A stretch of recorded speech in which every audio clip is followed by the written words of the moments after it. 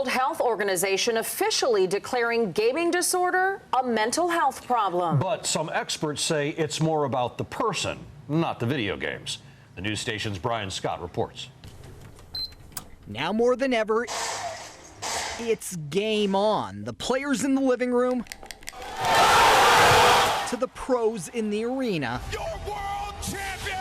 to the fanatics crowning world champions. Yeah, video game world champions. The hobby, clearly grown up from the old arcade days, and for some, People having withdrawals. so is the obsession. I probably talk about it 2 to 3 hours a day in my appointments. And Counselor Jim West says when the hobbies reached his office, well, there's few other ways to describe it. An addiction, we've had kids quit like their swim club, or kids peeing in a bottle because they don't want to get up to go to the bathroom. They don't want to miss out. Clearly, West isn't the only expert noticing. In fact, the World Health Organization is now taking a bold step, adding gaming disorder to their official list of mental health problems, effective 2022. Particularly, this is an issue for parents, for families. Noting it only affects a very small number of gamers, but has serious negative consequences in their lives. The gaming behavior takes precedence over other daily activities to the extent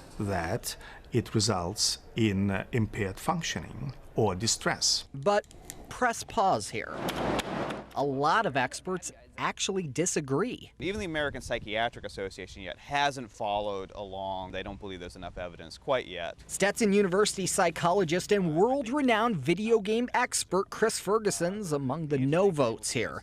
He says his studies found obsessive gaming is usually just a symptom of a bigger issue. Stress, depression, another disorder. Like with depression, a lot of people oversleep, but we wouldn't say they have a bed addiction. This is really the first time a hobby is being labeled as a mental health diagnosis. And he feels games and gamers are being targeted here, stigmatized, a flavor of the day scapegoat that's easy for older generations to point the finger at. It's probably about 1% or less of gamers have some issues with regulating it, but that's true for a lot of activities. So like literally like shopping, exercise. There are research papers on dance addiction, which is fascinating to me. Then again, that doesn't mean that people should ignore it. After all, standalone issue or not, you can see why more and more would overdo it. I'm just so happy. That 16-year-old world champion from earlier got $3 million with that title win after practicing 6 hours or more per day to get there.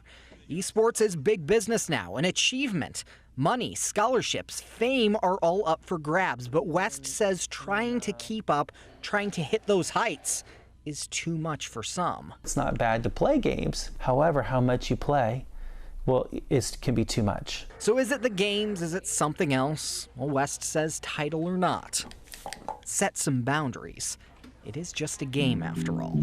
At the controller, I'm Brian Scott, Fox 35 News.